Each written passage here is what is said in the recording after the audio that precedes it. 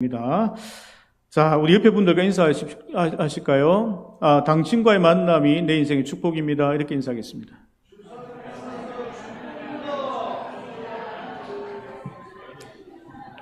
예. 고맙습니다. 예. 우리의 만남이 축복인 줄 믿습니다. 예. 오늘 말씀은 이제 만남을 축복의 은혜로 바꾸는 그 이야기를 함께 나누려고 합니다. 사무엘상 25장을 통하여 하나님께서 우리에게 또 오늘 놀라운 일들을 행하실 줄로 믿는데, 특별히 만남의 축복이 우리 속에 임하기를 하나님의 이름으로 축복합니다. 자, 오늘 본문의 시작은 1절에 보면은 한 위대한 인물의 죽음에 대한 이야기부터 등장합니다. 1절 말씀 우리 함께 읽습니다. 시작. 사무엘이 죽음에 온 이스라엘 무리가 모여 그를 두고 슬피 울며 라마 그의 집에서 그를 장사한지라 다윗이 일어나 바란 광야로 내려가니라. 아멘. 오늘 25장의 첫 번째 등장하는 내용은 사무엘이 노안으로 죽었다라는 이 짧은 구절로 이 성경 구절이 시작되어집니다. 성경에서는 이런 위대한 인물이 죽을 때마다 그 분의 죽음에 대하여 성경에서 기록을 하면서 또한 그를 이어서 이스라엘을 이끌어갈 그 다음 지도자에 대하여도 기록하게 되어진 것을 봅니다. 모세가 죽은 다음에 여호수아라는 인물이 등장했고, 엘리야가 죽고 나서 엘리사라는 인물이 등장했고, 예수 그리스도가 죽고 나서 사도 바울을 포함한 12명의 제자가 등장하여 하나님의 일들을 해나갔던 것을 우리가 볼 수 있습니다. 하나님께서 성경에 왜 이런 기록을 남겨주셨을까요? 한 사람의 죽음에 대하여 왜 하나님께서는 이렇게 성경에 기록하여 우리에게 알려주고 있는 것입니까? 그것은 단순히 한 사람의 이 죽음에 대하여 알리기 위하여 이것을 적은 것이 아니라, 비록 이 한 사람이 죽었음에도 불구하고, 이 위대한 인물이 죽었음에도 불구하고 하나님의 역사는, 하나님의 비전은 이 땅에 떨어지지 않고 계속되고 있다라는 것입니다. 하나님의 비전이 한 사람 속에만 머물게 되어지면 그 비전은 그 사람이 죽음으로 해서 그 비전은 끝나게 되는 것입니다. 하지만 하나님께서는 하나님의 비전을 사무엘을 통하여 이어가셨고, 그 다음 다윗을 통하여 계속 이어간다라는 것을 우리에게 알려주고 계시다라는 것입니다. 모세를 통하여 시작됐던 그 출애굽이 여호수아를 통하여 계속 이어지고 있었다라는 것을, 사무엘을 통하여 하나님 나라가 가나안 땅에 세우시고 있다라는 것을 하나님께서 그것을 우리에게 알려주고 계시다라는 것입니다. 마태복음 1장을 보면 그 지겹고 지겨운 아브라함의 족보가 나오지 않습니까? 왜 하나님께서 그것을 기록했다고 제가 말씀드렸습니까? 하나님의 그 비전은 예수 그리스도를 통하여 이 땅에 이루어질 하나님의 나라와 그 구원의 역사가 아브라함으로부터 시작해서 이삭을 낳고, 이삭이 야곱을 낳고 쭉 이어서 요셉이 예수 그리스도를 낳을 때까지 변함없이 2000년 동안 이어져 왔다라는 걸 이야기하시는 것입니다. 인간의 족보 속에서 흘러가는 그 하나님의 비전과 그 꿈을 하나님께서 마태복음 1장을 통하여 우리에게 말씀하고 계시다라는 것입니다. 사랑하는 성도 여러분, 비전이 무엇입니까? 여러분들의 비전은 무엇입니까? 여러분들도 마태복음 족보 안에 들어갈 것 같습니까? 많은 교회들이 자기네들의 비전과 모토를 사도행전 29장으로 잡고 있는 교회들이 많습니다. 사도행전은 28장까지 적어지고 끝이 났습니다. 그러면 그 29장부터는 우리가 적겠다라는 것입니다. 하나님께서 이 땅에 하나님의 나라와 교회를 세워나가는 것을 우리가 X 29를 외치면서 우리가 그 다음을 이어가겠다라는 것입니다. 사랑하는 성도 여러분, 우리가 마태복음 1장의 그 족보 다음에, 예수 그리스도의 족보 다음에, 그 다음에 나의 이름을 올릴 수 있습니까? 아멘 하셔야죠. 올려야죠. 하나님의 자녀가 된 우리가 그 다음 족보에 이어가는 것이에요. 예수 그리스도로 그 하나님의 나라의 족보가 끝난 것이 아니라 그 다음에 우리가 그 족보에 나의 이름이 적어진다라는 것을 믿으시기 부탁드립니다. 하나님께서는 사무엘이 죽었지만 하나님의 꿈은 거기서 끝난 것이 아니라는 것입니다. 하나님의 나라를 세우려고 했던 그 사무엘의 그 비전과 사역과 그 사명이라는 것은 다윗을 통하여 그것이 이어졌고, 결국에 예수 그리스도를 통하여 그 비전이 이어졌고, 예수 그리스도 다음에 있는 그 제자들과 우리를 통하여 그 하나님의 꿈들이 이 땅에서 지금도 이어지고 있다라는 것입니다. 그 역사의 현장에, 하나님의 나라가 이 땅에 세워지고 있는 그 역사의 현장에 우리도 동참하고 있다라는 것을 여러분 꼭 아시고 그러한 믿음과 사명으로 살아가시기를 부탁드립니다. 두 번째로 우리가 주목할 것은 오늘 성경에 등장하는 나발이라는 인물과 아비가일이라는 그 부부의 삶을 통하여 하나님께서 우리에게 무엇을 말씀하시는지 한번 살펴보도록 하겠습니다. 3절 말씀 우리 함께 읽습니다. 시작. 그 사람의 이름은 나발이요 그의 아내의 이름은 아비가일이라. 그 여자는 총명하고 용모가 아름다우나 남자는 완고하고 행실이 약하며 그는 갈렙 족속이었더라. 아멘. 나발이라는 이 이름의 의미는 어리석다 혹은 악하다라는 뜻이에요. 그러니까 부모님이 아들을 딱 놓고 나서 너는 악한 자야 이렇게 이름을 지었겠습니까? 그거 아니겠죠. 그러니까 그 주변 사람들이 나발이라는 인물을 보았을 때에 그들 별명처럼 나발과 같은 사람아 이렇게 했을 가능성이 높다라고 생각이 됩니다. 평판이 좋지 않았던 것이죠. 그리고 성경에서는 그의 재산을 구체적으로 이야기하는데 양이 3,000마리, 염소가 1,000마리. 그러니까 그는 어마무시한 부자였다라는 것을 이야기하는 거예요. 그러니까 어리석은 부자라는 것이 그 나발을 상징하는 것이다라는 것을 이야기하고 있다라는 것입니다. 사도 바울은 자기 자신을 예수 그리스도 외에는 자랑할 것이 없다라고 이야기했습니다. 그런데 나발은 자기 자신에게 자랑할 것이 어리석은 자기의 삶과 돈 많은 것 외에는 자랑할 게 없던 그런 사람이었다라는 것입니다. 다윗은 어떻습니까? 그는 하나님의 사명을 받아 그 일을 이루기 위하여 광야에서 집 없이 떠돌이 생활을 10년 동안 하게 되어집니다. 그러한 사도 바울과 다윗의 삶과는 굉장히 대비되는 사람이 나발이라는 것을 우리가 이야기 또 알 수 있다는 것입니다. 여러분, 사도 바울과 다윗을 생각하면 어떤 이미지가 떠오릅니까? 그냥 하나님의 복음을 위하여 희생했던 사람, 하나님의 나라를 위하여 헌신했던 그 고생했던 사람이라는 것을 우리가 이미지로 떠올릴 수 있을 것입니다. 그 말은 우리가 하는 말로 우리의 인생이 정의되어지지 않는다라는 것입니다. 내가 어떤 사람인지 아무리 내가 내 입으로 말을 해도 사람들은 그렇게 생각하는 것이 아니라 그의 삶의 전반적인 것을 보고 그 사람을 평가하고 그 사람의 이미지를 가진다라는 것입니다. 나발이 죽고 난 뒤 이 성경이 기록되면서 나발이라는 인물은 그냥 돈 많고 주변 사람이 어리석고 악한 자라고 불리던 그러한 사람으로 이 나발이 표현되어져 있다라는 것입니다. 사도 바울과 다윗은 다르게 표현되어져 있는 것을 우리가 알아야 한다라는 것입니다. 이 어리석은 나발이 다윗이 그에게 먹을 것을 좀 달라고 요청하였는데 나발은 어리석게도 그것을 거절하게 됩니다. 10절과 11절 말씀을 보면요. 제가 읽겠습니다. 나발이 다윗의 사환들에게 대답하여 이르되 다윗은 누구이며 이새의 아들은 누구냐? 요즘에 각기 주인에게서 억지로 떠나는 종이 많도다. 내가 어찌 내 떡과 물과 내 양털 깎는 자들을 위하여 잡은 고기를 가져다가 어디서 왔는지도 알지 못하는 자들에게 주겠느냐 한지라. 아멘.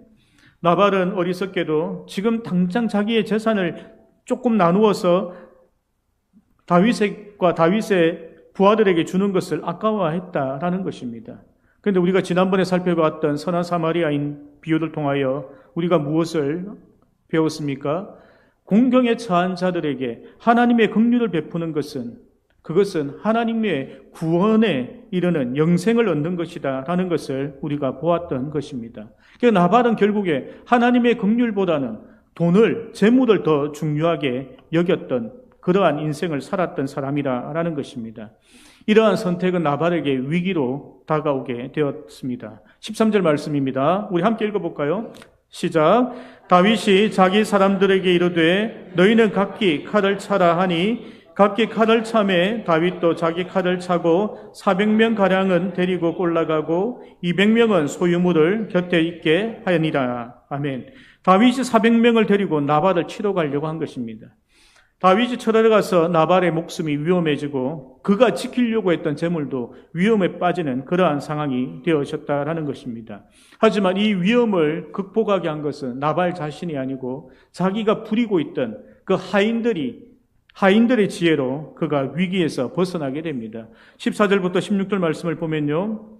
하인들 가운데 하나가 나발의 아내 아비가일에게 말하여 이르되 다윗이 우리 주인에게 문안하러 광야에서 전령들을 보냈거늘 주인이 그들을 모욕하였나이다. 우리가 들에 있어 그들과 상종할 동안에 그 사람들이 우리를 매우 선대하였으므로 우리가 다치거나 이런 것이 없으니 우리가 양을 지키는 동안에 그들이 우리와 함께 있어 밤낮 우리에게 담이 되었습니다. 아멘. 그 집안의 가장 높은 위치를 차지하고 있던 나발은 어리석게도 다윗에게 선대하지 않고 그들을 하대하게 되어졌지만 허들에 일하는 그 하인들은 이 상황에서 최소한 하나님의 마음, 그 긍휼의 마음과 혹은 인간미로 사람이 그러면 되나? 저 사람들 때문에 우리가 안전하게 살았는데 어떻게 그 사람들을 외면하느냐? 라는 인간적인 마음을 가지고 그 하인이 이 위기를 극복하려고 했던 것을 봅니다. 우리 교회 성도님들도 교회 안에 많은 사람들 만나게 됩니다. 밖에서도 많은 사람들 만나게 되죠. 하나님의 마음으로 대하시기를 부탁드립니다. 그것이 우리 인생의 축복이 된다라는 것입니다. 계산하지 말고 그냥 하나님께서 원하신다라고 생각되면 그들에게 선대하는 것이 하나님께서 우리에게 주시는 축복이 되는 것을 우리가 알아야 한다라는 것입니다. 그리고 났더니 그의 아내 나발의 아내 아비가일이 그 하인의 이야기를 듣고 그가 다윗에게 선대하는 마음을 가지고 다윗 앞에 나아갑니다. 이 위기를 극복해야 된다는 마음으로 다윗에게 나아갑니다. 18절 19절 말씀 우리 찾으셨으니까 한번 같이 읽도록 하겠습니다. 시작.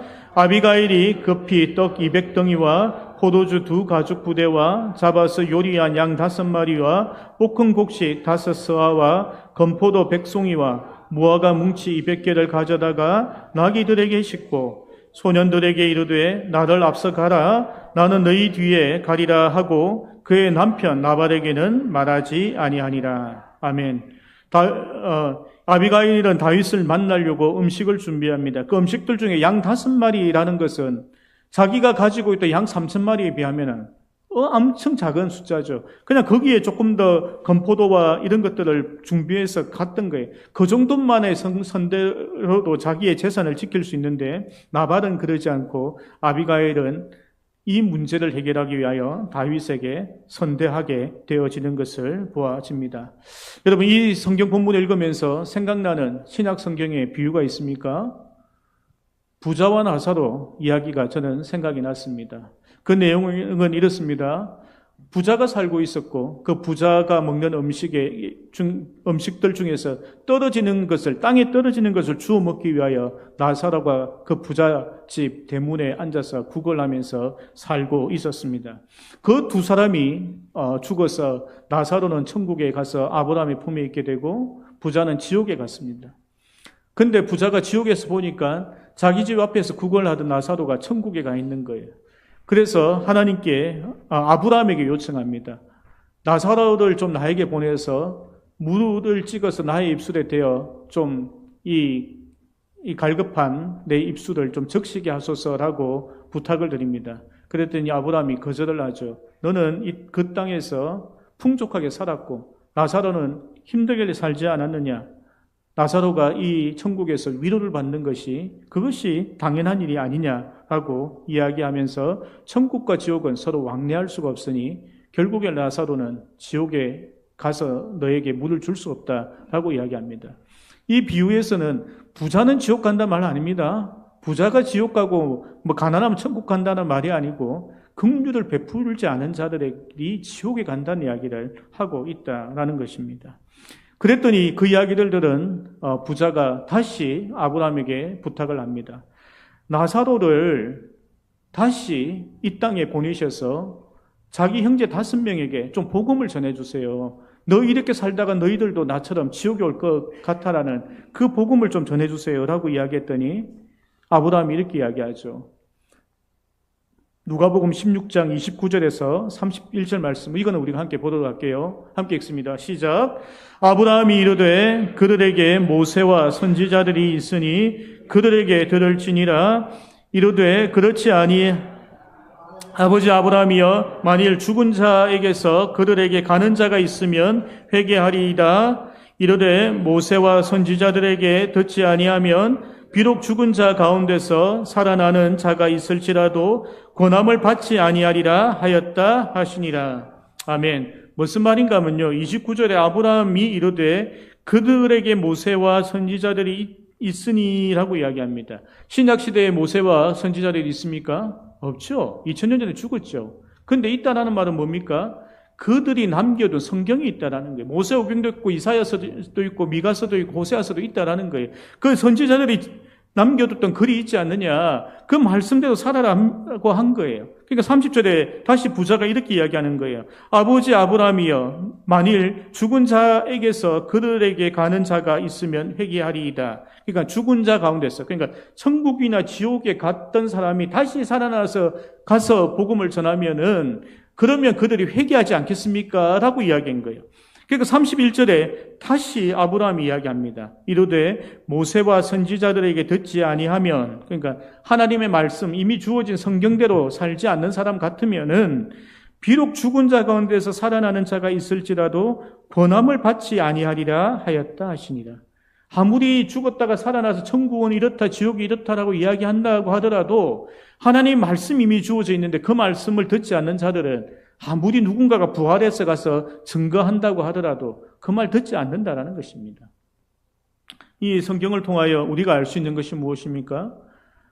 돈에 집착되어져 있는 부자로 살아가는 그 사람은 결국에 하나님의 말씀을 듣지 않는다라는 거예요. 어떠한 상황에 있더라도 그 돈에 물질에 집착되어져 있기 때문에 하나님의 천국 복음이 그에게 들어갈 수 없다라는 이야기를 하고 계시다라는 것입니다. 성도 여러분, 우리 중에 부자 있습니까? 없으세요? 마음은 부자예요. 이런 분 말고 마음 부자는 빼고 돈이 많은 부자, 물질이 많은 부자 있습니까? 그럼 우리 다 천국에 갈까요? 하나님께서 말씀하시는 것은 그것이 아니라는 것을 우리가 알아야 합니다. 우리가 하나님께서 말씀하시는 것은 나보다 가난한 자들 돕기를 원한다는 것을 알아야 합니다. 우리가 정치인들이나 한국분들 중에서 가난한 자를 돕거나 구제하는 이야기가 나오면 자기보다 부자들 쳐다봅니다. 재벌, 100대 재벌 기업들, 나보다 더 부자들, 그들이 해야 되는 것이 아니냐라고 이야기하지만 하나님께서는 그렇게 말씀하시는 것이 아니고 나보다 더 가난한 자, 없는 자를 돌아보길 원하시는 것이 하나님의 말씀 속에 있는 진리인 것을 알아야 합니다. 선한 목자 비유를 할 때 어떻습니까? 선한 사마리아인 비유할 때 어떤 말을 합니까? 그는 한 번도 공경에 처한 이스라엘 사람이 내보다 부자인지 권력을 가졌는지 따지지 않은 거예요. 그냥 그 공경에 처한 그 모습 때문에 그가 아낌없이 도왔다라는 거예요. 그러면서 여관에 부탁하면서 돈이 더 들면 내가 돈을 줄 테니까 아낌없이 그를 도와서 회복되게 하라라고 부탁하고 떠난 것이 선한 사마리아인 내용이라는 것입니다. 사랑하는 성도 여러분, 우리가 내가 부자라고 생각해서 내가 부자일 때만 돕는다고 생각하면 내가 도울 사람이 아무도 없다는 걸 알아야 합니다. 하나님께서 말씀하시는 것은 나보다 가난한 사람 혹은 나보다 부자일지라도 공경에 처한 사람을 돕는 그 마음으로, 긍휼의 마음으로 살아가라고 하시는 것이 하나님의 뜻인 줄로 믿으시기 바랍니다. 두 번째로 생각할 것은 나의 형편대로 돕는 것이 아니라는 것을 알아야 합니다. 나의 형편이 좋으면 돕고 좋지 않으면 돕지 않는 것을 이야기하는 것이 아니라는 것을 알아야 합니다. 우리가 월급쟁이로 살아가다 보면요, 우리가 어떻습니까? 늘 빠듯하죠. 그렇지 않습니까? 우리가 300만 원을 벌어도 500만 원을 벌어도 모든 월급쟁이는 빠듯하대요. 왜 그렇습니까? 처음부터 생활에 계획을 짜는 것이 300만 원이 들어올 줄 알고 계획을 짜기 때문입니다. 500만 원이 들어올 줄 알고 계획을 짜기 때문에 우리는 늘 궁핍함을 느끼는 것입니다. 왜냐하면 그렇게 짜놨으니까 돈 들어갈 때가 다 정해져 있는 거예요. 하지만 하나님께서 우리가 하나님 앞에 예물을 드리고 구제하는 것을 어떻게 규정하셨는가 하면 떼고 하라는 거예요. 11조를 먼저 떼고 하라는 거예요. 구제헌금을 몇 퍼센트를 하라고 미리 정해놓고 그것을 먼저 떼고 생각하고 나머지로 생활을 하라는 것입니다. 그러면 모두 다 11조를 할 수 있는 거예요. 모두 다 구제를 할 수 있는 거예요. 내 형편에 맞게 하는 것이 아니라 하나님께서 미리 너의 수익에 맞추어서 하나님께서 떼고 그 다음에 나머지로 살아가라라는 것입니다. 그것이 하나님의 원리라는 것을 아셔야 된다는 것입니다. 저희 교회도 마찬가지인 거예요. 우리가 우리 형편이 나아지고 교회가 풍족해지고 재정이 좀 여유가 생겨서 선교를 하거나 구제를 하는 것이 아니라는 거예요.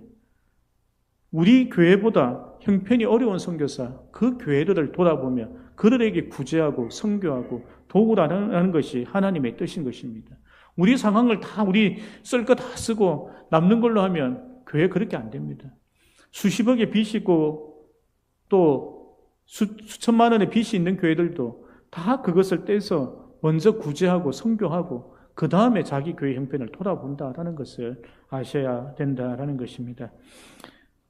우리도 나발처럼 이유가 있으면 안 된다는 거예요. 내가 그 다윗 뭐라고? 그 사울 피해서 도망 나온 자 아니야? 어디서 온지도 모르는 사람들에게 내가 무엇을 해?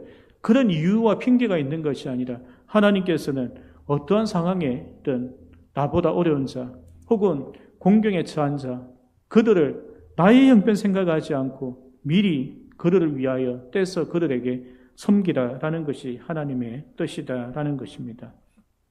세 번째로 살펴볼 것은 이 나발과 아비가일 중에서 아비가일이라는 이 아내에 대해서 좀 더 살펴보려고 합니다. 이 아비가일의 지혜로 말미암아 나발의 남편의 목숨도 살리고 그리고 그 나발의 집안 역시도 그가 살렸던 것을 봅니다. 나발인 이 인생에 큰 위기가 왔을 때 그는 어떻게 행동을 해야 될지 그가 바른 판단을 하여 그 집안을 살렸던 것을 볼 수 있습니다. 자, 36절, 37절 말씀을 통하여 하나님께서 아비가일을 통하여 나발을 구원했지만 하지만 그 나발은 도대체 어떤 행동을 하고 있는지 우리 한번 살펴보도록 하겠습니다. 36절 37절입니다. 시작. 아비가일이 나발에게로 돌아오니 그가 왕의 잔치와 같은 잔치를 그의 집에 배설하고 크게 취하여 마음에 기뻐함으로 아비가일이 이른 아침까지는 아무 말도 하지 아니하다가 아침에 나발이 포도주에서 깬 후에 그의 아내가 그에게 이 일을 말하매 그가 낙담하여 몸이 돌과 같이 되었더니 아멘. 아비가일의 지혜로 나발은 목숨을 구합니다. 근데 그 목숨 구한 밤에 그는 왕과 같이 잔치를 벌였다고 합니다. 그러니까 엄청 대단한 큰 잔치를 베풀고 자기 주변의 사람들에게는 후대하고 다윗과 같은 나그네에게는 그는 후대하지 않았던 것을 봅니다. 근데 아내는 아비가일이 나발에게 어제 있었던 이야기를 전하고 나서 그의 몸은 돌덩이처럼 굳어지며 그는 이 문제가 큰 위기였다라는 것을 깨닫게 됩니다. 하지만 하나님께서는 이 일이 있고 나서 그냥 지나치지 않으셨던 거예요.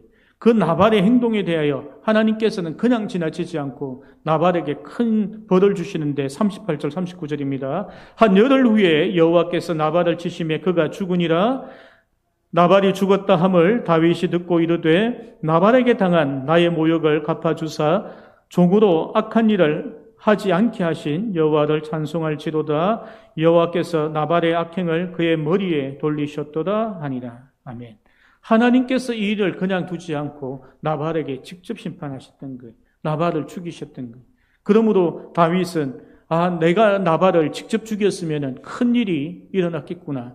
나의 손에 피를 묻히는 그러한 잘못을 범할 수 있었구나라는 생각을 하며 하나님께 찬송하게 되어졌습니다. 그리고 결국에 다윗은 나발이 죽고 나서 아비가일을 자신의 아내로 맞이하게 되어 아비가일은 다윗의 아내로 살아가게 되었습니다. 여러분 이 이야기를 들으면서 어떤 생각이 드십니까? 아비가일과 다윗은 좋은 일로 만난 것이 아닙니다. 어찌 보면 다윗은 아비가일의 저승사자와 같은 자로 나타났습니다. 칼을 차고 400명을 데리고 아비가일과 아비가일 집안을 무너뜨리려고 다윗이 찾아오고 있었던 것입니다. 그때 아비가일은 하나님의 마음으로 긍휼의 마음으로 다윗에게 나아갔고 다윗의 마음이 변화되었고 다윗은 죄를 짓지 않으므로 다시 아비가일을 돌아봐 아비가일과 결혼했던 것을 우리가 볼 수 있습니다. 하나님께서 우리에게 주시는 모든 만남들은 이러한 축복의 만남일 수 있다는 것을 우리가 알아야 한다는 것입니다. 사울 왕이 다윗을 죽이기 위하여 얼마나 많은 노력을 하였습니까? 하지만 다윗의 인생을 돌아봤을 때는 사울 왕이 다윗을 연단시키는 풀무불과 같은 존재였던 것을 우리가 볼 수 있습니다. 아비가일 역시도 다윗이 그러한 존재로 결국에 하나님의 축복의 관계가 되어졌다는 것을 우리가 볼 수 있습니다. 아무리 사무엘과 같은 좋은 사람들만 나에게 오면 그 사람과 좋은 관계를 맺는 것이 아니라 이런 좋지 않은 관계로 시작되어지지만 하나님께서는 그 관계를 축복의 관계로 만들어 가신다는 것입니다. 내 옆에 사무엘과 같은 사람만 있고 모세와 같은 사람만 있고 여호수아와 같은 사람들만 주어지면 그것이 축복이 아니라는 것입니다. 어떻게 사울 왕과 아비가일이 다윗과의 관계 속에서 축복의 관계가 되었습니까? 다윗은 그 관계 속에 하나님을 가지고 들어온 거예요. 사울 왕이 그를 죽이려고 다가옴에도 불구하고 하나님을 다윗은 끌고 들어와서 그 관계 속에 집어넣어 버린 거예요. 아비가일도 마찬가지라는 거예요. 하나님의 마음으로 다윗을 대한 것이라는 것입니다. 그것도 역시 자기 부하들을 거느리고 신하들을 데리고 나아가서 다윗과 전쟁하고 싸우려고 했던 것이 아니라는 것입니다. 그런데 나발은 어떻습니까? 다윗과의 관계 속에 돈이라는 물질이라는 것을 집어넣음으로 하여 그의 관계가 깨어졌던 것을 봅니다. 사랑하는 성도 여러분, 모든 관계는 하나님께서 개입하시기 시작하면 어떠한 관계가 될지라도 선하게 변한다는 것을 알아야 합니다. 하나님께서 우리 관계 속에 들어가기 시작하면 그 관계는 축복의 관계가 되는 줄로 믿으시기 바랍니다. 그렇게 되어지니까 다윗과 요나단의 관계를 보십시오. 하나님께서 관여하시니까 그 관계가 영원한 축복의 관계가 되어진 것입니다. 예수 그리스도와 제자의 관계가 어떻습니까? 또한 예수 그리스도와 사도 바울의 만남이 어떻습니까? 사도 바울과 디도와 브리스길라와 아굴라의 관계가 어떻습니까? 하나님께서 관여하신 그 관계들은 축복의 관계가 되어지는 것입니다. 은혜의 관계가 되어진다는 것입니다. 정말 나를 죽이려고 다가오는 그 사울 왕도 하나님께서 관여하시기 시작하면 그 관계가 내 인생에는 축복이 된다는 것을 여러분들 알아야 된다는 것입니다. 다윗이 얼마나 많은 찬양들을 하나님께 드렸습니까? 근데 사울 때문에 도망 다니던 그 시절에 엄청나게 많은 은혜와 축복과 찬양을 하나님께 드렸다라는 것입니다. 사울 왕이 결국에 하나님의 축복의 통로가 되고 도구가 되었다는 것을 우리가 알아야 합니다. 우리 인생의 만남이 축복이라 하죠. 좋은 만남이 축복이라 합니다. 그런데 더 중요한 것은 크리스찬들은 이 단계를 더 넘었어야 되는 것이죠.